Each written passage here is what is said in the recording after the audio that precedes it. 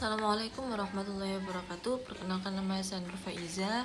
Saya dari IPNU IPPNU Kiai Haji Abdul Rahman Wahid bin Maulana Maulid Ibrahim Malang.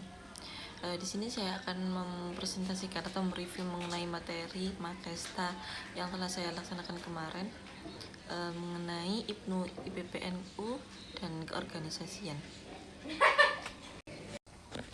Jadi untuk yang pertama mengenai IPNU dan ke IPPNU-an. Jadi IPNU dan ke IPPNU-an sendiri sebuah organisasi yang merupakan badan otonom dari Nahdlatul Ulama dan tak terpisahkan juga dari organisasi pemuda kemasyarakatan.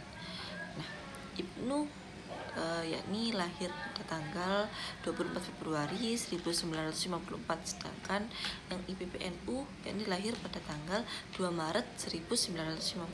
Jadi terdapat selisih 1 tahun antara keduanya. Ada beberapa aspek yang melatar belakangi terbentuknya IPNU dan IPPNU. Untuk yang pertama yakni adanya aspek ideologis. Aspek ideologis yaitu dikarenakan Indonesia merupakan mayoritas dari agama Islam dan berhaluan Ahlussunnah wal Jamaah. Jadi untuk melestarikannya dibutuhkan atau dipersiapkan kader-kader untuk menjaga atau menjadi sebuah pelopor dari perjuangan Nahdlatul Ulama. Untuk aspek yang kedua yakni adanya keinginan untuk menjembatani kesenjangan antara santri dan pelajar serta mahasiswa di pendidikan umum dan santri yang ada di pendidikan pondok pesantren. Kemudian yang terakhir yakni aspek sosiologis.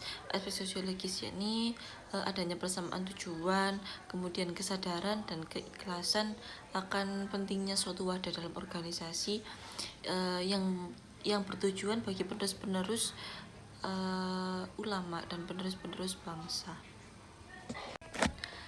Kemudian akidah dari IPNU dan IPPNU yaitu IPNU dan IPPNU yang berdasarkan dari Ahlussunnah wal Jamaah dan dalam kalamnya mengikuti Imam Abu Hasan Al-Asy'ari dan Imam Abu Mansur Al-Maturidi. Kemudian dari bidang fikih yaitu mengikuti 4 imam yakni 4 madhab atau 4 imam yakni Imam Syafi'i, Imam Hanafi, Imam Hambali dan Imam Maliki. Kemudian dari bidang tasawuf yakni mengikuti Imam Junaid Al-Baghdadi dan Abu Hamid Al-Ghazali. Kemudian dari asas IPNU IPPNU yakni IPNU IPPNU berdasarkan pada Pancasila dan Undang-Undang Dasar 1945. Sifat dari IPNU IPPNU yakni bersifat keterpelajaran, kekaderan, kebangsaan, keagamaan, dan kemasyarakatan. Kemudian fungsi dari IPNU IPPNU yakni untuk yang pertama sebagai wadah perjuangan Nahdlatul Ulama, kemudian untuk yang kedua sebagai komunikasi, interaksi dan integrasi antara pelajar dan Nahdlatul Ulama, kemudian untuk yang ketiga yakni sebagai wadah kaderisasi. Kemudian tujuan dari terbentuknya IPNU IPPNU yaitu untuk terbentuknya pelajar yang berakhlakul karimah, yang bertakwa terhadap Allah Subhanahu wa taala, kemudian berwawasan kebangsaan dan bertanggung jawab atas tegaknya dan terlaksananya syariat Islam atas faham Ahlussunnah wal Jamaah. Kemudian citra diri dari IPNU IPPNU yakni yang pertama berwawasan kebangsaan, kemudian berwawasan keislaman, kemudian dan berwawasan keterpelajaran. Kemudian untuk yang kedua yakni keorganisasian. Keorganisasian sendiri berasal dari kata organom yang memiliki arti alat, bahan atau bagian.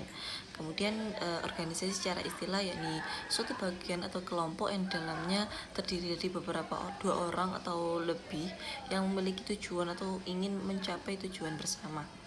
Nah, kemudian di sini terdapat jenis-jenis organisasi. Yang pertama yaitu jenis-jenis organisasi dalam aspek kepemimpinan.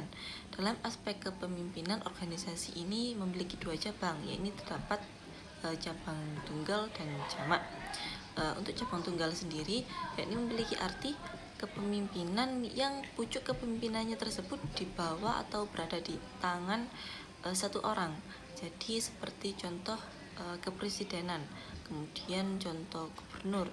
Nah, untuk yang dari aspek kepemimpinan yang jamak memiliki arti, yaitu pucuk organisasi ini terdapat atau berada di tangan beberapa orang. Misalkan dari contoh ini yakni komite atau sebuah majelis dan lainnya. Kemudian untuk yang kedua yakni organisasi yang memiliki aspek keresmian. Jadi yang kedua yakni keresmian. Keresmian sendiri memiliki dua cabang yakni formal dan informal. Untuk yang formal yakni memiliki arti untuk organisasi formal sendiri yaitu memiliki arti sebuah kegiatan yang dilakukan oleh orang-orang yang di dalamnya sudah terkoordinasi, sudah tergabung menjadi sebuah kelompok yang sudah dikoordinasi untuk mencapai tujuan bersama tapi secara sadar. Beda lagi dengan yang informal, yakni yang informal yaitu organisasi informal, yaitu organisasi yang dibuat atau dicapai dengan secara tidak sadar, jadi dibuatnya secara bebas dan spontan. Kemudian untuk yang ketiga yakni terdapat organisasi dari aspek tujuan. Dari aspek tujuan sendiri yakni organisasi yang memiliki tujuan yang utama dari organisasi tersebut, yakni tujuan yang lebih utama. Seperti contoh niaga sendiri di situ sebuah organisasi yang memiliki tujuan untuk mencari keuntungan sebesar-besarnya. Kemudian dari aspek kewilayahan ini memiliki aspek regional, daerah dan internasional. Kemudian yakni yang terakhir yaitu aspek dari kebutuhan sosial. Dari kebutuhan sosial ini yakni memiliki aspek utama yaitu untuk kebutuhan kemasyarakatan. Kemudian fungsi dari organisasi sendiri yaitu yang pertama adanya artikulasi dan agregasi, kemudian untuk yang kedua itu norma, yang ketiga untuk rekrutmen, dan kemudian yang terakhir yakni untuk sosialisasi. Kemudian unsur dari organisasi yaitu yang pertama terdapat atau orang-orang, kemudian yang kedua adanya kerjasama, kemudian yang ketiga ada tujuan, dan yang keempat terdapat peralatan atau equipment, yang kelima yakni lingkungan, kemudian yang keenam yaitu kondisi atau situasi, dan yang terakhir yakni terdapat adanya lokasi. Kemudian manfaat dari organisasi yakni yang pertama yaitu melatih dari jiwa-jiwa leadership, kemudian untuk yang kedua yakni menambah wawasan, kemudian memperluas relasi, yaitu untuk kemudian belajar memanajemen waktu, kemudian pembentukan karakter, dan yang terakhir mungkin belajar untuk membuat keputusan. Terima kasih, cukup sekian presentasi dari saya mengenai IPNU, KPPNU-an, dan keorganisasian. Mohon maaf apabila terdapat salah kata dan kurang dalam mempresentasikan dari keduanya. Pamit undur diri, terima kasih. Wassalamualaikum warahmatullahi wabarakatuh.